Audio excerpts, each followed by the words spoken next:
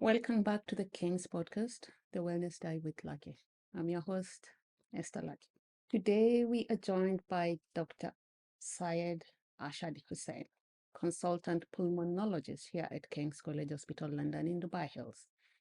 And he'll be taking us through lung cancer and basically everything you need to know about lung cancer, from the causes, risk factors, symptoms that you need to know about, and the treatment options we have here at King's, including staging.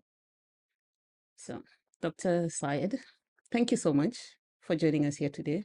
It's a pleasure joining you today. Doctor, when I had another episode where I was talking to Dr. Hassan Ghazal, our oncologist, during World Cancer Day, which was on the 4th of February. He mentioned that lung cancer is one of the leading causes of cancer deaths. What can you tell us about that? Yeah, that's true. It is one of the third biggest killer in patients who have cancer. A huge number of people have this disease and also big mortality involved. And so it is a very important cancer to be aware of. And the problem is that the diagnosis is usually made in 85% of cases at a late stage. Mhm. So it is vitally important that we diagnose this cancer at an early stage and better outcome from it. A lot of people think, or rather, they think lung cancer is more associated with smoking, just general smoking. Do you agree with that? Yes, there is a high risk on people who are smokers to have cancers, and in particular lung cancer.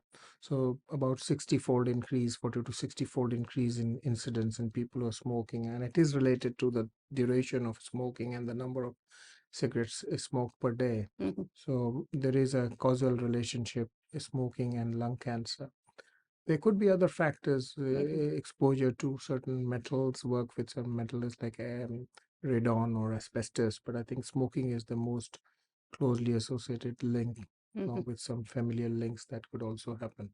Is it just any form of smoking, shisha, vaping? Yeah, the smoking tobacco is really what is the reason for people getting cancer, because we understand that in cigarettes there are many chemicals, Mhm. but a good number of these chemicals, about 69 of them, are carcinogenic. Mhm. Now what it means carcinogenic is that they can cause cancer to the people who are smoking. So people don't realize that, and the risk is still very high in shisha smokers and other forms of smoking tobacco. But we cannot equate it to e-cigarettes or vaping, because in vaping there is no clear association, though the nicotine is there, which is there in cigarette, Yeah. Mhm. which is the addictive factor. Two things, and this is the worry when people are doing e-cigarettes or vaping. They're still consuming nicotine, so they're still used to nicotine, and there's a chance they will go back to smoking. The number two, there are certain chemicals that are used during vaping, and they could cause harm to the lung, and it has been clearly documented in literature that people get damage to their lung with the chemicals that are put in the vaping. Mhm. So vaping is not an ideal situation, but it is sometimes helpful to quit smoking, to from moving from cigarette smoking, which is very, very harmful, to vaping, and then to slowly cut down the amount of nicotine to stop completely. So it can be used in this way, but vaping has its own problems. So it's not a safe alternative. Mhm. But the real issue is to stop smoking, and people live longer. Whatever stage of their life they are quitting smoking, they live longer. Mhm. So there is a very important factor, especially in context of lung cancer. Episode, you mentioned that most people are diagnosed with lung cancer when it's in its later stages. So before it reaches there, are there some signs and symptoms that one can look out for to make sure it doesn't get there? Yeah, I think it's very important. And I think one of the most important factors is persistent coughing. When people have a cough, they tend to ignore it as just a cold and a flu and nothing else. True. But if a cough is persistent, that is a time they need to see a doctor and discuss if there's a need for a chest x-ray. So how persistent? So, like about 3 weeks or more, if Mhm. they're persisting with a cough, then it should not be ignored as just being a viral thing or Mhm. just being a flu-like thing. So persistent coughing should get attention, at least to have a chest X-ray done. Mm-hmm. And chest X-ray again is a crude way of finding out, but it is a very helpful tool in a situation like that. The other symptoms that are very important is when people are coughing up blood, Uh-huh. what we call hemoptysis. It's very important if they're coughing up blood to be identifying it to the clinicians to have these tests done. Mm-hmm. Other things that symptoms that people can have is shortness of breath, sometimes hoarseness of voice, loss of appetite, and losing weight. Without your With the intention to diet lose being weight, yeah. unintentional weight loss is where we are Yeah. talking about Mm-hmm. weight loss. So it is very important to have these symptoms assessed by a clinician, Mm-hmm. a family physician, or a pulmonologist. Mm-hmm. And certainly a chest X-ray is a very important tool in trying to find out early Mm-hmm. and catch the cancer at an early stage. They would want a CT scan from there onward to Mm-hmm. have a more thorough look. And so these symptoms are very important, and patients, especially coughing up blood, is a very much a red flag symptom, Mm-hmm. and it should be taken very seriously. So when it comes to King's and diagnosis, the King's diagnostic facilities, Mm. you recently introduced something known as endobronchial ultrasound. Can you tell us what that is and how you go about in diagnosing lung cancer? So it's a very good and important question how lung cancer would be diagnosed. So I've talked about the symptoms and to get the attention quickly, Mm-hmm. get a referral to us into our clinic, pulmonology clinic, and we have special arrangements for patients who are referred to us, with either cancer screening or cancer diagnostics and treatment. Mm-hmm. We could do some basic tests, some blood tests. We can arrange for lung function studies very quickly for these patients. But as I say, importantly, a CT scan of the chest. Sometimes we combine it with the abdomen to see if there is a spread of the cancer elsewhere. So these tests are available and we can do it fairly quickly for our patients. Mm-hmm. Sometimes we need to do a camera test called bronchoscopy, where we go into the airways and look in the abnormalities there. We can biopsy that, Mm-hmm. and a diagnosis could be made very quickly. But there are times where we need other investigative tools, and one of the tools is what you talked about, EBUS, Yeah. endobronchial ultrasound, and that's we have been using it for a bit of time, but now we have our own equipment available at King's. Mm-hmm. So that means that we could not only diagnose cancer, but we can stage very accurately the cancer, because cancer has to be staged, and that staging Mm-hmm. decides what kind of treatment modality Yeah. would suit them. Mm-hmm. So this EBUS equipment that we have recently introduced, or the services, has been very useful. Mm-hmm. And we have facilities of biopsying in the lung as well, and also biopsying of the lymph node. Mm-hmm. So we have EBUS, which is radial EBUS, as well as linear EBUS that are Mm-hmm. set up. Mm-hmm. Mm-hmm. Along with that, we have facilities for our patient to get a PET scan, Uh-huh. PET CT. Now, in making the accurate staging, it is very important because it then tells us what kind of treatment modality they would benefit from. So CT scan, PET CT is very important. I'll just give you a brief that we give radioisotope, which is like a glucose, into the body. And this goes into those areas of the body where the cells are growing fast. Mm-hmm. These are usually cancer areas. So it maps the whole body as to where cancer is located and if it's spread around anywhere else in the body. So we have facilities from a neighboring hospital where we get our patients PET scan done very quickly. Mm-hmm. And then luckily from today, I'm hearing that we have a thoracic surgeon who will be working with us in Mm. King's. So Brilliant. that's another Mm-hmm. addition to the Yeah. cancer Yeah. services.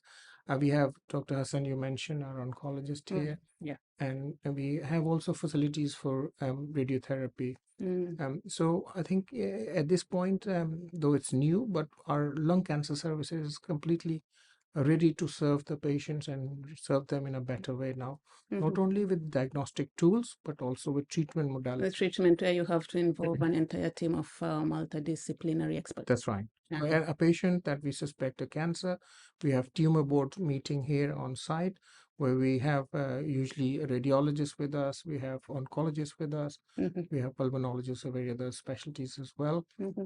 and we'll have thoracic surgeon as well as a Mm-hmm. part of our MDT. And there we make a decision, and the decision is based on not only the cancer staging, but also the performance status of our patient Mm-hmm.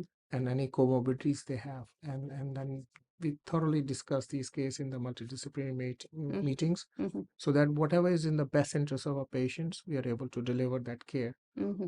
to our patients. So surgical resection is always a better outcome compared to other modalities, but Mm-hmm. sometimes depending on the cell type, Mm-hmm. depending on the staging, performance status, and comorbidities, we make that decision. Mm-hmm. Mm-hmm. So when it comes to the treatment options, you have surgical. What other treatments do we Yeah, have here? so exactly. So the surgical treatment, as I said, is the best outcome. Mm. And unfortunately, these are 15% of the patients who we catch early. Mm-hmm. So catching a lung cancer patient early is very, very important. Mm-hmm. That's we've talked about the signs and symptoms Yeah. and what tests would get us into. So chest X-ray abnormality should be referred to us quickly, urgently, Mm-hmm. should do an urgent CT scan. And then surgery is obviously the best outcome for our patients, Okay. because the cancer types are small cell and non-small cell type of cancer. Mm-hmm. Small cell cancer benefits more from chemotherapy rather than surgical, and non-small cell cancers, when they are caught at early stage, Mm-hmm. then they could benefit from surgical treatment. But now there's lots of new treatment available, including immunotherapy. Apart from chemotherapy, Mm-hmm. immunotherapy is available for our patients and has very promising results, Mm-hmm. as the immune system fights against the cancer cells, and has very useful sort of outcomes for our patients. So chemotherapy options are available, and then radiotherapy option, Mm-hmm. especially we talk about stereotactic radiotherapy, which is very focused on smaller lesions and can have good results. But a lot of time, all three of these modalities have to be combined together. So we can't just have surgical resection sometime without having Mm-hmm. post surgery chemotherapy or Exactly. radiotherapy. And Sometimes there's you have to sometimes combine. exactly right. Yeah. There's sometimes we have to give chemotherapy, but then combine with radiotherapy. Mm. So depending on our decisions at the multidisciplinary meeting where oncologist sits with us along with the surgeon, so we decide. But surgical outcome, early stage cancer diagnosis is always useful. But in other cases, when we are not able to, there are other treatment possibilities which are very good. Mm-hmm. In the current situation, we can provide good care, good treatment. All right, And doctor. mm, Now, all that said and done, at King's we have a lung cancer screening program.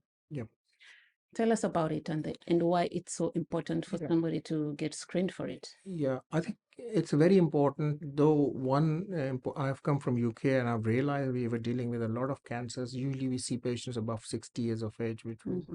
but in UAE we found quite a big number of patients who are less than 50 years of age, especially 45% of patients. Uh-huh.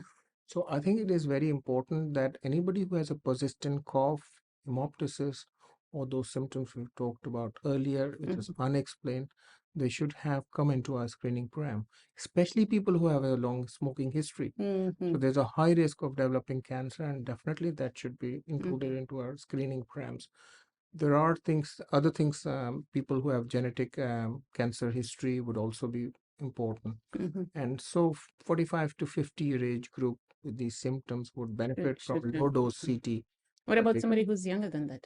Yeah, I mean, as I say, if there is a suspicion, then yeah, absolutely urgent attention from Mm-hmm. our pulmonology team is very important. Mm-hmm. Red flag symptoms like unexplained weight loss or hemoptysis, Mm-hmm. shortness of breath, cough, hoarseness of voice. These Mm-hmm. are all very important. So our screening program would work well. And again, wherever in the world the screening programs for cancer has been introduced, it has produced better outcomes for the patient. Yeah. So Yeah. a screening program is there for people to avail, and we can do low dose CT scans Mm-hmm. and find out early cancers. Yeah. So, doctor, before we sign off, Mm, you mentioned it's better for people to stop smoking if they would like to mm, avoid being at risk of lung cancer. It's not easy to quit smoking, yeah. but I understand at King's we have a program that can help one stop smoking cessation program, yeah? That's right. We obviously got a program for people who are smokers. The Mm-hmm. problem with smokers is the difficulty that when they smoke, not only they're taking carbon, soot, carcinogenic particles, they're also taking nicotine. Mm. Now, nicotine gets into the brain and causes release of dopamine, a hormone, or which causes people to be very elate, be To feel concentrating well, okay and performing yeah. well, feeling of well-being. All that comes with dopamine release. and the nicotine does that. So they're used to the body is used to that kind of thing. When you start to stop that, the body feels they are missing something. Then hence the craving for cigarettes happen, and this is difficult. People trying to give up and not able to do that because. So we help through our program giving them nicotine supplements or nicotine replacement therapy. So we Okay. give them nicotine patches or nicotine chewing gums to supplement. It is very important when we're replacing the nicotine, we're replacing to the number of cigarettes they're smoking per day. Because if they're smoking higher amount of cigarettes, the nicotine is going high.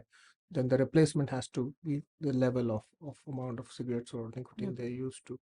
And obviously it requires counseling, help, convincing that this is better for their health outcome, preventing cancers, not only the lung cancer, but other cancer incidences increase. Okay. So it is a good thing to have that we have not only the cancer diagnostics, we also have cigarette smoking cessation services, and it should be availed. It is something that is there to benefit people. Yeah. Even if they don't have a cancer, they're preventing cancers happening in later on in life. True. They're preventing cardiovascular disease with this. So anybody who's a smoker and they want to and they want to quit, they can just call in and book an Yeah, appointment. book an appointment with us in our clinics, a pulmonology clinic And then you here just at get started. Dubai Hills, and we are able to provide that kind of support. Our pharmacy is geared up to help in nicotine replacement therapy as well. All right, doctor. Thank you so much. It was a true pleasure having you here. Until next time. Yeah, pleasure was all mine. Thank you for inviting. Thank you. Thank you. Bye-bye. You had the doctor get screened for lung cancer if you are at risk, if you're a smoker, family history. That's it for today. Until next time, see you.